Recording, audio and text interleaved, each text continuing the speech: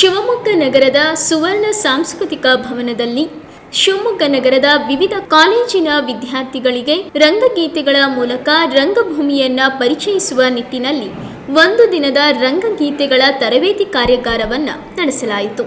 ಕಾರ್ಯಕ್ರಮದ ಮುಖ್ಯ ಅತಿಥಿಗಳಾಗಿ ಕಮಲಾ ನೆಹರು ಸ್ಮಾರಕ ರಾಷ್ಟ್ರೀಯ ಮಹಿಳಾ ಕಾಲೇಜಿನ ಪ್ರಾಂಶುಪಾಲರಾದ ಡಾಕ್ಟರ್ ಎಚ್.ಎಸ್. ನಾಗಭೂಷಣ್ ಅವರು ಆಗಮಿಸಿದ್ದರು. ಶಿವಮೊಗ್ಗ ರಂಗಾಯಣ ಹಲವಾರು ಕ್ರಿಯಾಶೀಲ ಚಟುವಟಿಕೆಗಳಿಂದ ರಂಗಾಸಕ್ತರ ಗಮನವನ್ನು ಸೆಳೆದಿದೆ. ಶಿವಮೊಗ್ಗದಲ್ಲಿ ಇವತ್ತು ರಂಗ ಸಂಕ್ರಾಂತಿ ಎನ್ನುವ ರಂಗಗೀತೆಗಳ ತರಬೇತಿ ಕಾರ್ಯಾಗಾರ, ಒಂದು ದಿನದ ಕಾರ್ಯಾಗಾರನ ಹಮ್ಮಿಕೊಳ್ಳಲಾಗಿತ್ತು. ಈ ಕಾರ್ಯಾಗಾರದಲ್ಲಿ ಶಿವಮೊಗ್ಗದ ವಿವಿಧ ಕಾಲೇಜುಗಳಲ್ಲಿ ಓದುತ್ತಿರುವ ಪದವಿಯನ್ನು ಓದುತ್ತಿರುವ ವಿದ್ಯಾರ್ಥಿಗಳನ್ನು ಸುಮಾರು 50 ಜನ ವಿದ್ಯಾರ್ಥಿಗಳಿಗೆ ರಂಗಭೂಮಿ ಪರಂಪರೆಯ ಪ್ರಮುಖ ಹಾಡುಗಳನ್ನು ಕಲಿಸುವಂಥ ಪ್ರಯತ್ನ ಇವತ್ತು ನಡೆಯಿತು. ಬೆಳಗಿಂದ ಸಂಜೆ ತನಕ ನಡೆದ ಈ ಶಿಬಿರ, ಒಂದು ದಿನದ ಈ ಶಿಬಿರದಲ್ಲಿ ಸುಮಾರು 10 ಆಟಗಳು, 10 ಹಾಡುಗಳನ್ನು ಈ ವಿದ್ಯಾರ್ಥಿಗಳು ಕಲ್ತಿದ್ದಾರೆ.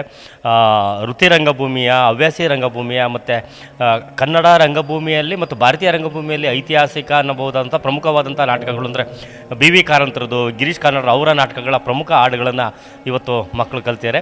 ಇದು ರಂಗಭೂಮಿ ಪರಂಪರೆಯನ್ನು ಮುಂದುವರಿಸುವಂಥ ಭಾಗವಾಗಿ ಈ ಚಟುವಟಿಕೆಯನ್ನು ಶಿವಮೊಗ್ಗ ರಂಗಾಯಣ ಹಮ್ಮಿಕೊಂಡಿತ್ತು. ಇದಕ್ಕೆ ಅತ್ಯಂತ ಪ್ರೇರಣಾದಾಯಕವಾದಂಥ ನಮಗೆ ಸ್ಪಂದನೆ ವಿದ್ಯಾರ್ಥಿಗಳಿಂದ ಸಿಕ್ಕಿದೆ. ಒಂದು ದಿನ ಬೆಳಗ್ಗೆ 9 ಗಂಟೆಗೆ ಶುರುವಾಗಿದ್ದು ಸಂಜೆ 7 ಗಂಟೆ ತನಕ ಯಾವ ಮಕ್ಕಳು ಕೂಡ ಬೇಜಾರಿಲ್ಲದಲೇ ಈ ರಂಗ ಚಟುವಟಿಕೆಯಲ್ಲಿ ಆಸಕ್ತಿಯಿಂದ ಪಾಲ್ಗೊಂಡಿದ್ದರು. ಇದೇ ಸೂಚಿಸುತ್ತೆ ಏನಂದರೆ ನಮಗೆ ಮಕ್ಕಳಿಗೆ ಏನು ಹೇಳ್ಕೊಡ್ಬೇಕು ಆ ರೀತಿಯಲ್ಲಿ ಹೇಳ್ಕೊಟ್ರೆ, ಅಂದರೆ ಹಾಡು ಸಾಂಸ್ಕೃತಿಕವಾಗಿ ಆ ಮಕ್ಕಳನ್ನ ಮನಸ್ಸುಗಳನ್ನ ಕಟ್ಟುವಂಥ ಪ್ರಯತ್ನ ಇಲ್ಲಿ ಆಗ್ತಾ ಇದೆ ಈ ಶಿವಮೊಗ್ಗ ರಂಗಾಯಣದಲ್ಲಿ ಅಂತ ಹೇಳೋದಕ್ಕೆ ಇಷ್ಟಪಡ್ತೀನಿ. ಧನ್ಯವಾದಗಳು. ಕಲಿಸಬೇಕು ಅನ್ನೋ ನಿಟ್ಟಿನಲ್ಲಿ ಕೆಲಸ ಮಾಡ್ತಾ ಇದ್ದೀವಿ. ನಾಟಕಗಳು ಮಾಡ್ತಾ ಇದ್ದಿದ್ದು ಕೂಡ ತೆಲುಗಲ್ಲಿ, ಆದರೆ ಭಾಷೆ ನಾವು ಅವ್ರಿಗೆ ಹಾಡು ಹೇಳ್ಕೊಡ್ಬೇಕಾಗಿದ್ದು ಕನ್ನಡದಲ್ಲಿ ಬರೀತಾ ಇದ್ರು, ಅದನ್ನು ತೆಲುಗಲ್ಲಿ ಹೇಳ್ಕೊಡ್ಬೇಕಾಗಿತ್ತು. ಅದು ಅನಕ್ಷರಸ್ಥರು ಯಾರನ್ನ ಇದ್ದರೆ ಅದಕ್ಕೆ ನಾವು ಹೋಗ್ತಾ ಇದ್ವಿ ಕಲಿಸ್ಕೊಡ್ಲಿಕ್ಕೆ. ಮಾಮೂಲಿ ಚಾವಡಿಗಳು ಮತ್ತು ನಮ್ಮ ಸ್ಕೂಲುಗಳಲ್ಲಿ ಈ ಒಂದು ಅಭ್ಯಾಸವನ್ನು ಇಟ್ಕೊಳ್ತಾ ಇದ್ರು. ಅದನ್ನು ಅವರು ಅದೇನೋ ಒದ್ದಿಕೆ ಅಂತ ಇಟ್ಕೊಳ್ತಾ ಇದ್ರು. ಪ್ರಾರಂಭ ಆಗೋ ದಿನ ಗೆಜ್ಜೆ ಪೂಜೆ ಅಂತ ಇಟ್ಕೊಳ್ತಾ ಇದ್ರು.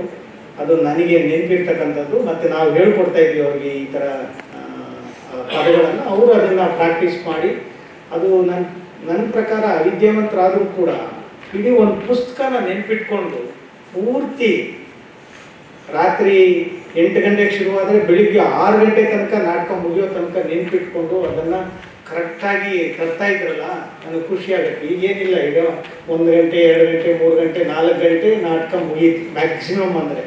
ಆದರೆ ಅವಾಗ ಅದು ಇಡೀ ರಾತ್ರಿ ಇರ್ತಾಯಿತ್ತು ನಾಟಕ ಅಂತಕ್ಕಂಥದ್ದು. ಅಂತಹ ಒಂದು ರಂಗಗೀತೆಗಳ ಬಗ್ಗೆ ಇವತ್ತು ಅಪರೂಪದ ಒಂದು ಕಲೆಯನ್ನು ಉಳಿಸ್ಬೇಕು, ಅದನ್ನು ಬೆಳೆಸಬೇಕು, ಅಟ್ಲೀಸ್ಟ್ ನಮ್ಮ ಮುಂದಿನ ಪೀಳಿಗೆಗೆ ಅದನ್ನು ತಲುಪಿಸ್ಬೇಕು ಅಂತಕ್ಕಂಥದ್ದಿದೆಯಲ್ಲ, ಅದು ಬಹಳ ಇಂಪಾರ್ಟೆಂಟ್. ಇವತ್ತಿನ ರಂಗಗೀತೆಗಳನ್ನು ನೀವು ಪ್ರಾಕ್ಟೀಸ್ ಮಾಡಿರ್ತಕ್ಕಂಥದ್ದು. ರಂಗಗೀತೆಗಳ ಹಬ್ಬ ನಡೆದಿದೆ ಅಲ್ವಾ ಇವತ್ತು ನಿಮ್ಮೆಲ್ಲರಿಗೂ. ಪ್ರಶಸ್ತಿ ಪತ್ರ ಬೇರೆ ತಗೋತೀವಿ ಇವತ್ತು ಎಲ್ಲರೂ. ನಿಜವಾಗ್ಲೂ ಇದು ಹೆಮ್ಮೆಯ ವಿಷಯ ನಿಮಗೆ. ಯಾಕೆಂದರೆ ಸುವರ್ಣ ಸಂಸ್ಕೃತಿ ಭವನದಲ್ಲಿ ರಂಗಾಯಣದಿಂದ ಒಂದು ಪ್ರಶಸ್ತಿ ಪತ್ರ ಅಂತಂದರೆ ಅದಕ್ಕೆ ನಾಡಿನಾದ್ಯಂತ ದೇಶದಾದ್ಯಂತ ತನ್ನದೇ ಆದ ಒಂದು ಮೌಲ್ಯ ಇದೆ. ಅದನ್ನು ನೀವು ಇವತ್ತು ಪಡಿತಾ ಇದ್ದೀರಾ, ತುಂಬ ಹೆಮ್ಮೆ ಆಗಬೇಕು ನಿಮಗೆ.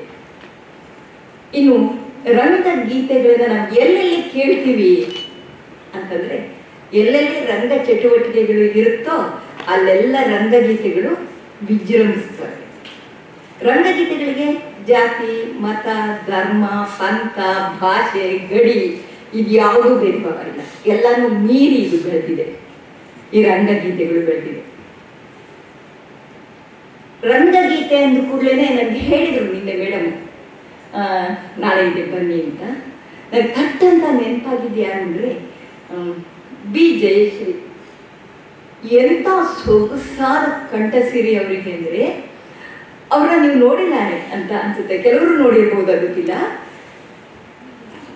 ಉದ್ದ ಮುಖ, ತೆಳು ಮೈಕಟ್ಟು, ಅದು ತಕ್ಕ ವೇಷಭೂಷಣ, ರಂಗಗೀತೆ ಹೇಳೋದಕ್ಕೆ ತಕ್ಕಂಥ ವೇಷಭೂಷಣ. ಅಗ್ರವಾದ ಹಣೆಗೆ ಕುಂಕುಮ ಇಟ್ಕೊಂಡಿರ್ತಾರೆ, ಆಮೇಲೆ ಕಾಸಿನ ಸರ, ಮಣೀಶ್ವರಗಳು ಹಾಕೊಂಡಿರ್ತಾರೆ, ಉತ್ತರ ಕರ್ನಾಟಕದ ಸೀರೆ ಉಟ್ಟಿರ್ತಾರೆ, ಕಾಟನ್ ಸೀರೆ, ಆಯ್ತಾ. ಅವರು ಬಾಯಿ ಬಿಟ್ರು ಅಂದರೆ ಯಾವ ಮೈಕು ಬೇಡ ಅವರಿಗೆ. ಇಡೀ ಈ ಸುವರ್ಣ ಸಂಸ್ಕೃತಿ ಭವನವನ್ನು ದಾಟಿ ಅವರ ಸ್ವರ ಹೊರಗಡೆ ಹೋಗಿರುತ್ತೆ. ಹಸಿರು